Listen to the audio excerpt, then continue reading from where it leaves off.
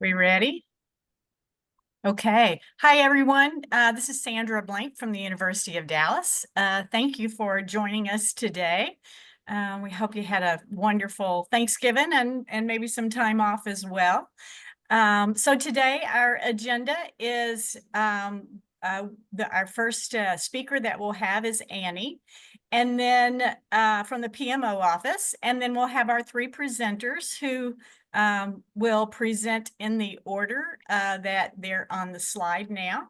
And then Dan Manson is going to come on and talk to us about demonstrating competency using cyber competitions. And a little bit later, after everybody has presented, then we'll talk about the January 2025 meeting and presenters. And then Yair will come on and put us into the breakout groups. And we'll ask all the presenters to speak for just about 10 minutes each. And then for any additional questions, you can cover those in the breakout groups. And we'll have a Competency Corner breakout group as well. So, okay, Annie, your turn. Hi, everyone. I hope you all had a nice Thanksgiving break. I just wanted to send a couple reminders about some upcoming actions. Of course, the annual report that is due January 30th. There is an SOP that was included in the notification that was sent out to all the institution, along with a link to a YouTube video. So if you haven't gotten a chance to already, please check those out. But always feel free to reach out to the PMO if you have any specific questions. I'd also like to remind everybody about the CAE orientation that is scheduled for next week on December 10th from 1 to 4 p.m. Eastern Standard Time. The first 2 hours are going to be a reminder about the requirements, any updates that we have to share. And then the final hour is a breakout of the communities of practice for institutions that are already designated. If you're interested in attending a different community of practice outside of your current designation, we do welcome that as well. And then finally, a reminder about an NSA logo action that was sent out. We are seeking your input due no later than December 11th. We are going to be working with our internal affairs and hoping to get our NSA logo back out for your use, but we do need the information and data back from you. So it's a quick survey. It's 4 questions. Please reach out if you haven't seen, the link. I might be able to post that in the chat for you, but feel free to email us if you have any questions. But your response will help us in hopefully being able to get that logo back out to you all. And that's it for me. Okay, thanks, Annie. Thanks very much. Yeah, if you can post that, that would be very helpful for those of us who have not responded yet. So thank you very much. Okay, John, if you will share your screen and make your presentation for us, please.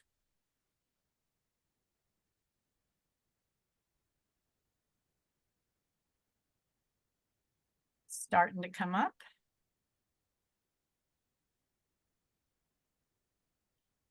We good to go? Yep, we're good to go. We see it in presentation mode now. Thank you. All right. Well, good afternoon to everybody. Just wanted to say thank you for letting me have this opportunity to talk about my program. I really like this situation or this opportunity that I'm seeing all the other ones too. So I represent Western Dakota Technical College. I'm actually the program lead. My alternate POC is Austin Evans. He's just a recent hire. We're located in Rapid City, South Dakota, on the western side of South Dakota with Mount Rushmore and Black Hills, because sometimes when you say South Dakota, you think of DSU, which is actually my counterpart on the eastern side of the state. So good to be here. And we were just a CAE since November of last year. So pretty new at this operation.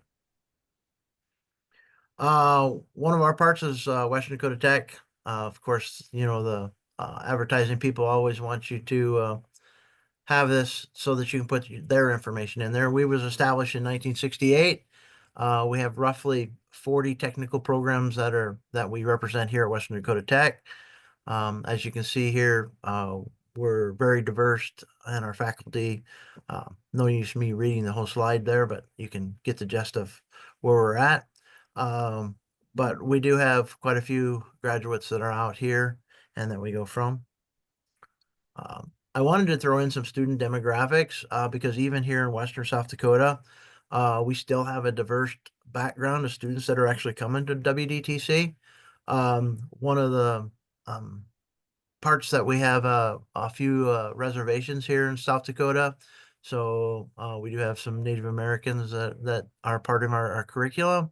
But we also, by having Ellsworth Air Force Base here in our backyard, that also helps for some of our diversity that we have too, is from all of them coming in here in Rapid City.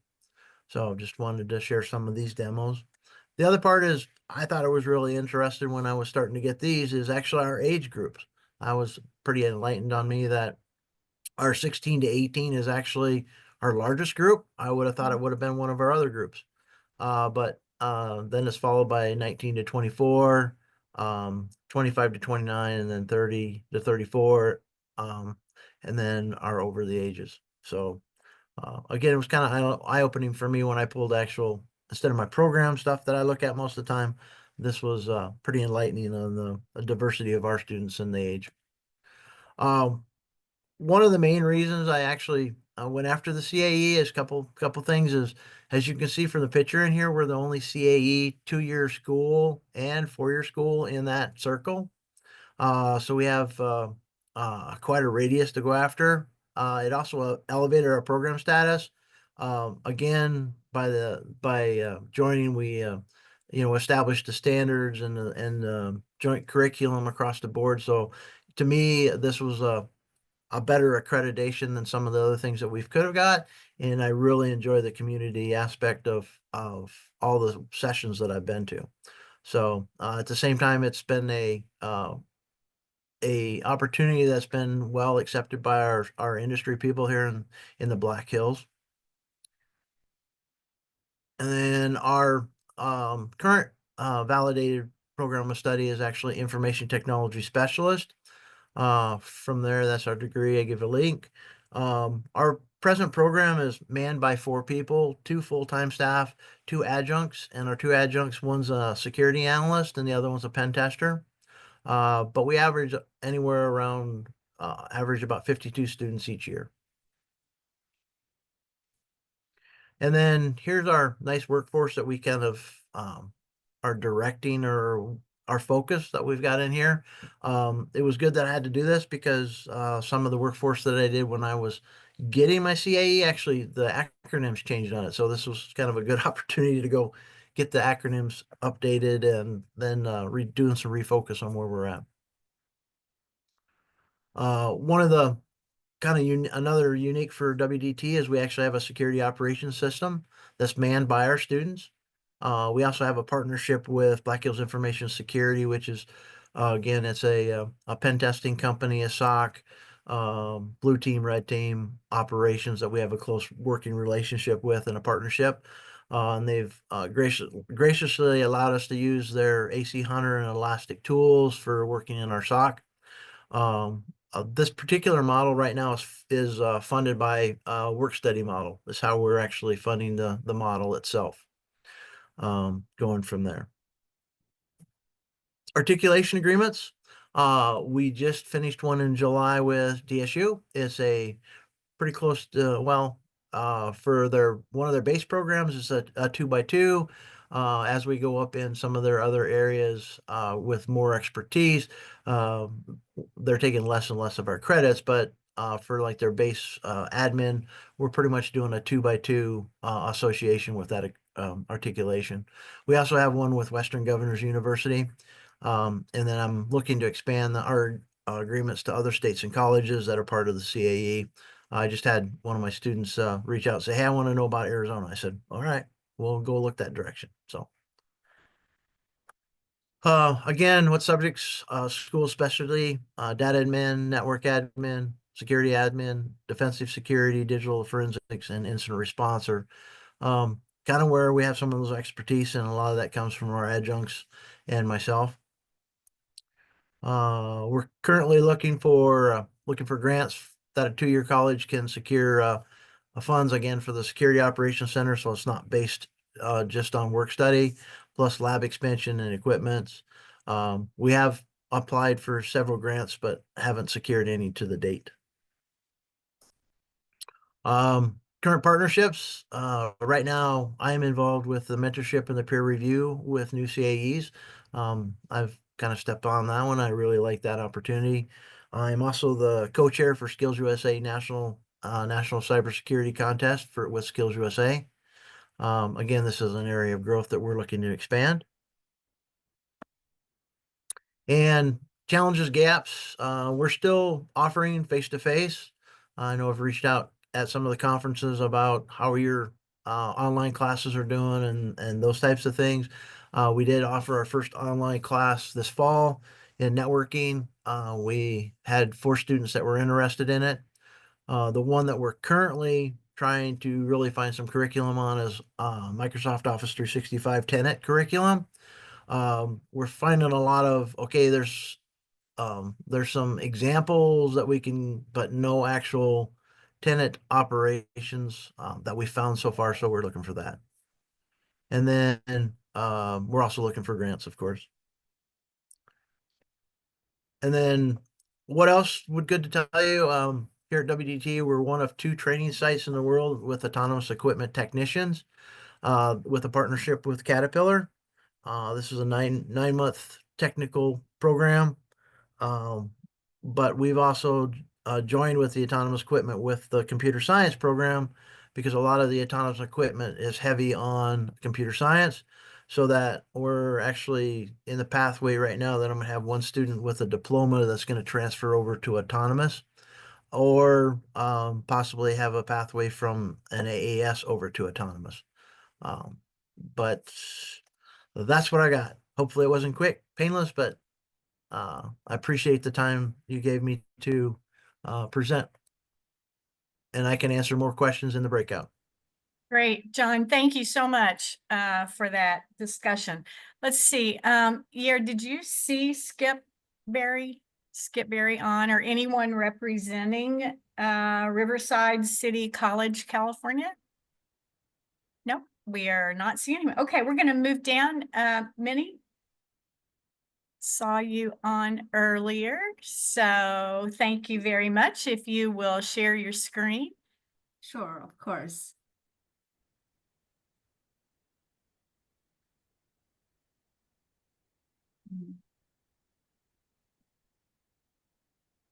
Can you see my screen? We can see it. If you can put it in presentation mode, that'd be great. Oh, of course. We've got it now. Thank you. All right. Hello, everyone. I'm Minnie Zeng from the Jacksonville University. Here is my email, my phone number, and I'm from the Department of Computing Science. We're located in North Florida, Jacksonville, and we have a nice campus close to the beach and the river, St. John's River.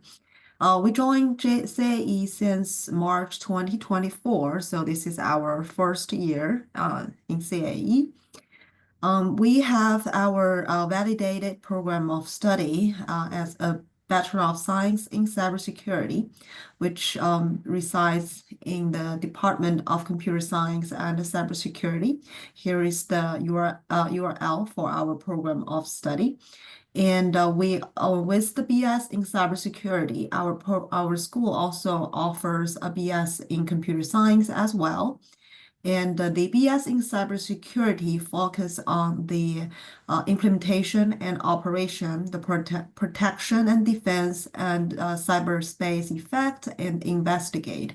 We have courses like Foundation of Cybersecurity, Intrusion Detection, Cyber Threat Intelligence, Penetration Testing, Digital Forensics, Cybersecurity Practicum, Network Cybersecurity as well. We're more of emphasized on the defense side of the cybersecurity and teach students about the incident response with the cyber threat. So with the subject matter expertise, we're interested in any format of collaborations, including but not limited to the grant collaborations, research collaborations, training program collaborations, and we have a GU cyber range. We're going to discuss about that later as well, and also the transfer program discussions and aggregation discussions as well. So we have three faculties, me as a director for the Center of Cybersecurity. I'm also the associate professor in computer science and cybersecurity. My current research project is autonomous vehicle vulnerabilities and mitigations. We have quite a robust advisory board for our Center of Cybersecurity. So we have close collaboration with them on this research project as well. That's my email over here, and my research interests include the intrusion detection and prevention system, the SIEM, the network security, software security, secure coding, artificial intelligence and data mining, data security, and IoT security as well. Another professor, the full-time faculty for us is Dr. Saeed Harj. He is the assistant professor in computer science and cybersecurity. Here is his email address. And his research interests include the computer security education, computer and network security, cloud computing, and IoT security.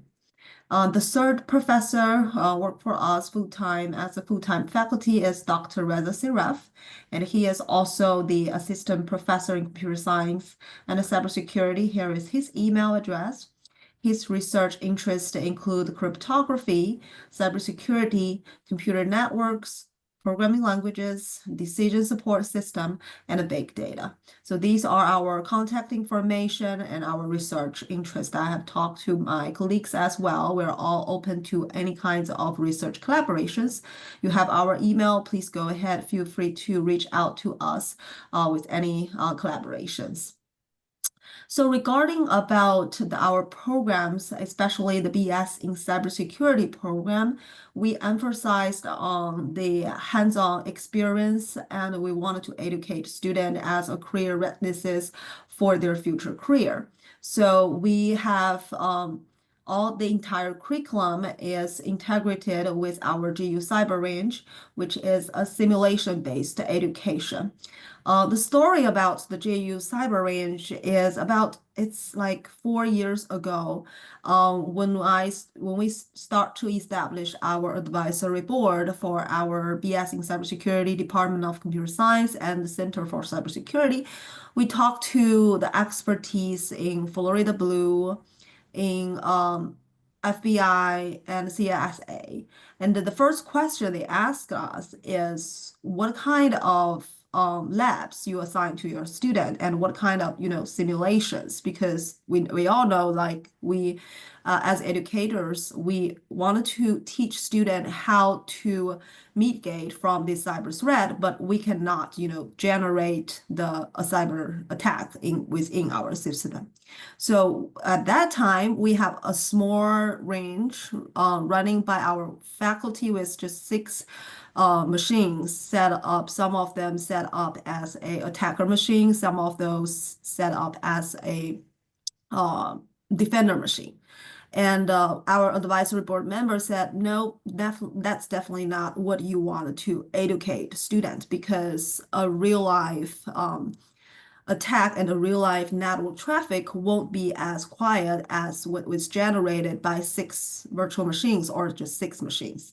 That's why they support us and initiate the funding to help us build the GU Cyber Range, which is a simulation-based cyber range with up to 60 virtual machines. That's an enterprise level network, and it could be able to replicate the real-world cyber threat scenarios, and with the network segmentations, like a typical enterprise level networks include the SOC machines, the several firewalls, the servers, including the mail server, the database server, the web server, Apache web server, Windows web server, an OT and IT segment, commercial level firewalls, and also the SIEMs. The SIEMs we include the Splunk and Curator, Security Onion, and the SolarWinds as well. So that is what the entire curriculum for our BS in cybersecurity program is integrated with the labs coming from the GU Cyber Range. The courses we offer including the intrusion detection, network security, penetration testing, digital forensics, cyber threat analysis, and incident response. Before they graduate, we have a practicum course for the student so they could be able to expose to the entire cyber range as well, and they could be able to experience the latest cyber threat so they can mitigate the system from there.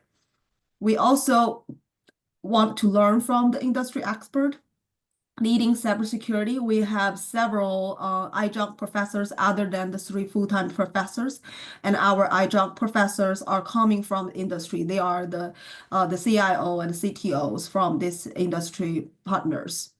And we have emphasized on small class size. The max, we set a cap for our course, like the maximum number of students for each course is up to 22 students as maximum. So our students could have the full attention from our personalized attention from our faculties and walk them through all these kind of attack threats and walk them through the mitigations and operations on network security. We currently have a grant collaborate with University of North Florida, the University of West Florida, and Florida State College at Jacksonville. We got this Gen Cyber grant, which we got this year, and the summer camp program will run in summer 2025. We're also open to all kinds of collaborations regarding about the grant. We're interested in Gen Cyber. We have me and Dr. Saeed Harj will be the main faculty who run the Gen Cyber. And we're also interested in apply grants like CyberCorps, scholarship for service, experiential learning for emerging and novel technologies. The reason we choose these 2 grants is it's definitely aligned with our objectives of the entire program. And regarding about the changes and enhancement or gaps, the first gap we've seen is the faculty training.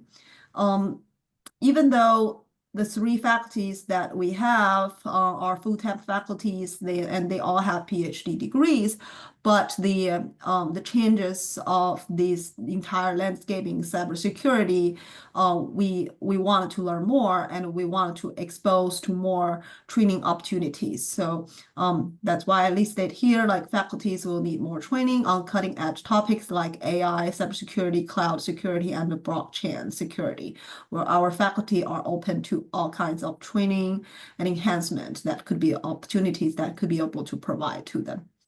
The other enhancement that we want to see for the perspective of our student is that's also coming from our industry partners. They said, like, for the employees that they're looking for, they wanted the students have the industry recognized certifications like Security Plus, CISSP, the CEH. Of course, we know that CISSP requires 5 years plus experience, but the other certifications, they wanted to see students have that.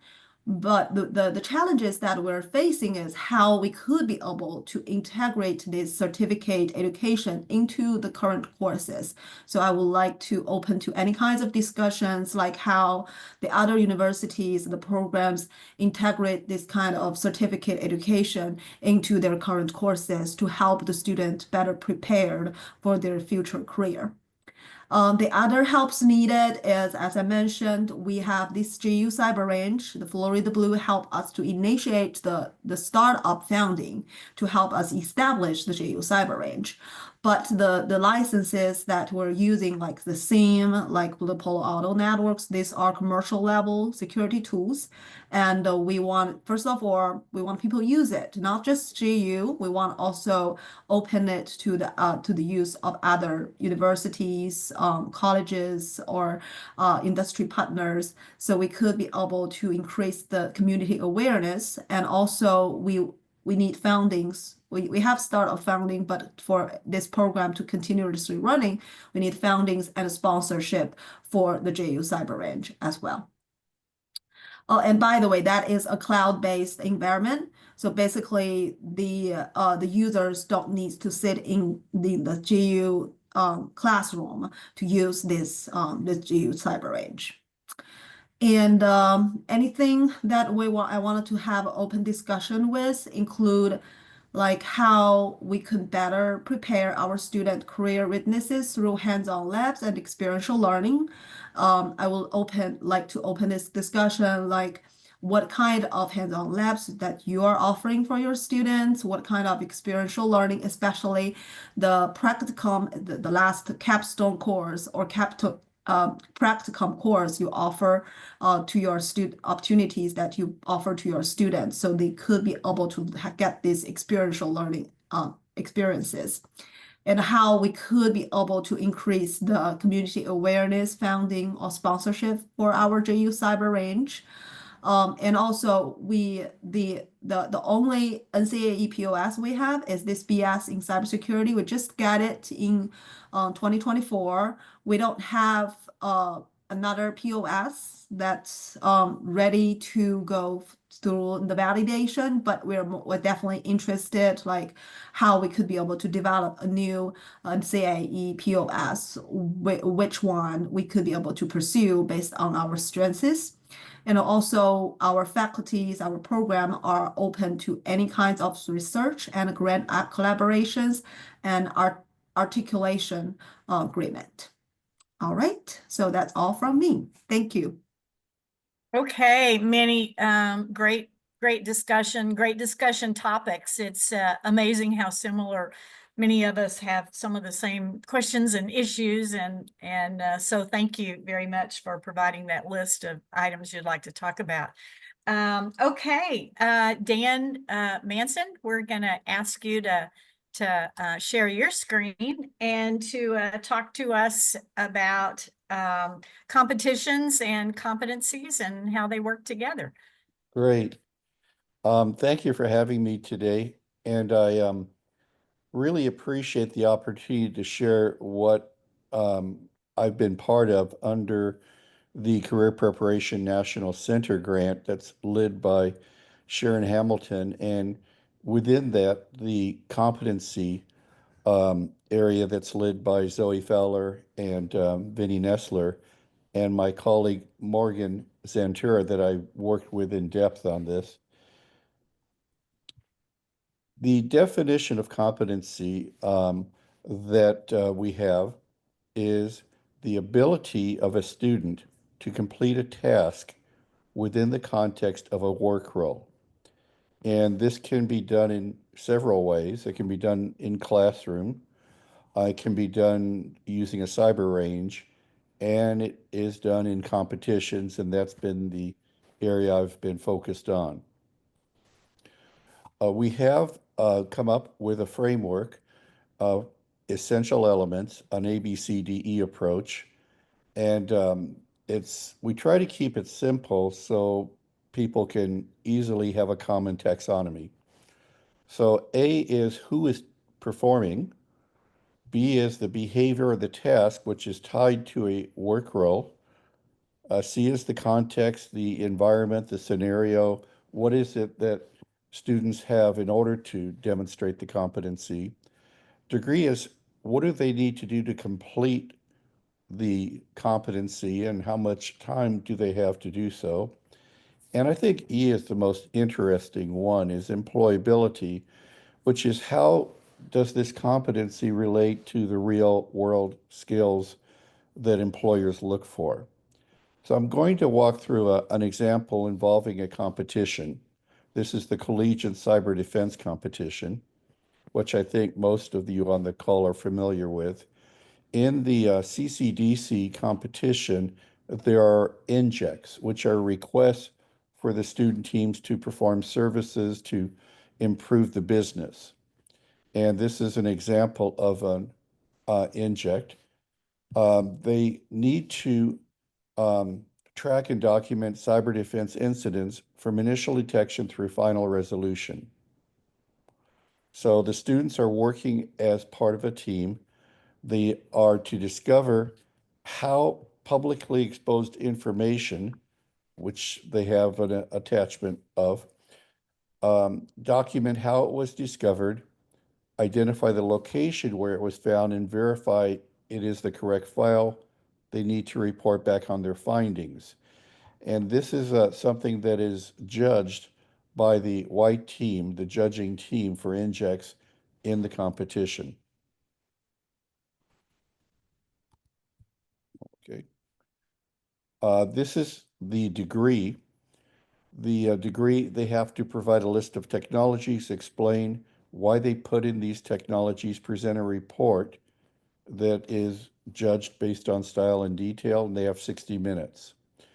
Now, the E part, which I think is the most interesting part, relates to competencies that have been developed at Montreat, and I'll give you the website for that right after this. But in this particular inject, the team needs to work together to document how the information was discovered, where it was found, and how they verified it. That's involving communication. Critical thinking is required to understand PII, how to find it, how to document it, and technology. The team needs to understand all the technology in each step of the inject. In our next steps, we are currently trying to document competency statements for all CAE cyber competitions, and the repository for that is the competency constructor, which I'll share with you. And the really cool part that Morgan and I have spent a lot of time on under the leadership of Zoe and Vinny is in-depth interviews with those who have competed. So I'm looking forward to our showing the results of these interviews at future conferences and in publications. I'm going to bring up the web page now that I wanted to share.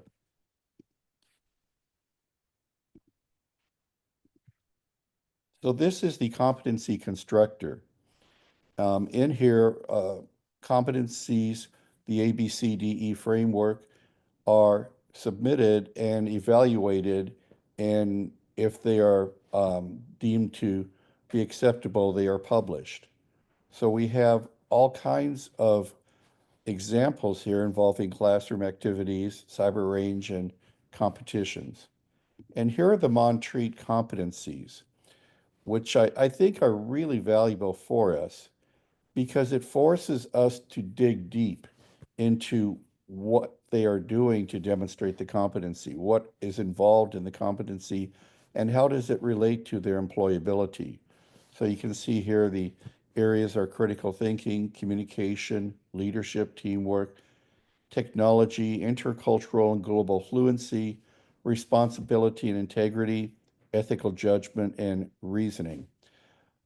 This is something I really think every CAE can benefit from, and I would love to have ongoing conversations with as many of you as possible on how we are evidencing competency through competitions and drawing out the employability part of this through our in-depth interviews. Thank you. Okay, Dan, thank you very much. I see that Zoe put in the chat the web link for the cybercompetencies.com link login. So that will be helpful to all of us. Okay, we will move on to asking Gretchen to talk about January, believe it or not, January 2025 and our presenters at that time. So much, Sandra. I just want to thank you all so much for responding so quickly. We are now full through October. So we just have 6 slots left for November and December for next year to fill up. So we do have some rock stars coming in again next month from Florida International University, Metropolitan State here in Colorado. There's a few of those around, I find out as I look through the CAE listing. And then Mark Lawrence is going to be there from New Mexico State. So we've got some really good presentations coming up. And then Stu's going to do our Competency Corner. So he's been really rocking that out in Eastern Washington. So it'll be really fun to hear from him next month as well. So if any of you haven't already gotten back to me, and I did scrub the list, Jair gave me the registration list and got to everybody. So thank you to those of you that I did get scheduled and for volunteering. I really appreciate it. But we've got 6 more slots for 2025. So just let me know if you're interested in presenting for those. Back over to you. Okay, Gretchen, thank you very much. All right, Yair, are we ready for breakout groups or anything else you want to discuss? Excellent. Please hang in there. I'm going to be stopping the recording and activating the breakout rooms. Give me a second.